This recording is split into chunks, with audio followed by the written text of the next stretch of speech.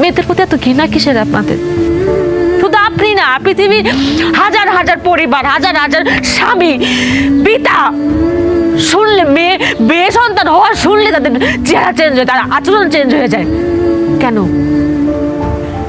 মেয়ে হওয়াকে অভিশাপ, মেয়ে হওয়াকে পাপ, অন্যায়? আপনি যে পৃথিবীতে দাঁড়ায় রয়েছেন না আছেন জীবিত, কার জন্য? আল্লাহ তাআলা কোন একটা নারীর মাধ্যমে, একটা মেয়ের মাধ্যমে আপনি পাঠাইছে। আপনার মাও কিন্তু একটা মেয়ে। কোন কিতাব, কোন কোরআন বই পুস্তকে লেখা আছে যে বাপের পায়ের নিচে সন্তানের বেহেশত? দেখছেন? দেখবেন না তো, লেখা আছে কোথায়? মায়ের পায়ের নিচে সন্তানের বেহেশত। সে মা একটা মেয়ে। আসলাম আর একটা কথা, আপনারা কি মনে করেন ছেলে সন্তান আমার খুঁটি, আমার শেষ প্রজন্মের খুঁটি? রিজিকের মালিক আল্লাহ। কার মাধ্যমে আল্লাহ খাওয়াবেন এটা একমাত্র আল্লাহ তাআলা ভালো জানেন।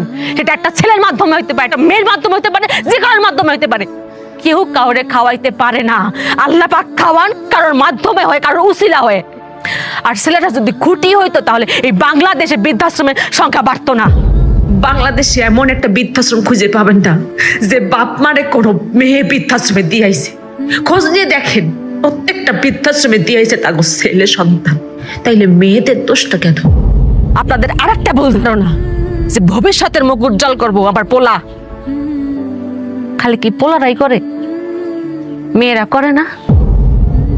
পৃথিবীর কোন কাজে, কোন জায়গা মেয়েরা নাই? কোন জায়গা মেয়েরা পিছিয়ে আছে কোন তো? ডাক্তার, ইঞ্জিনিয়ার, পাইলট কোন জায়গা নাই?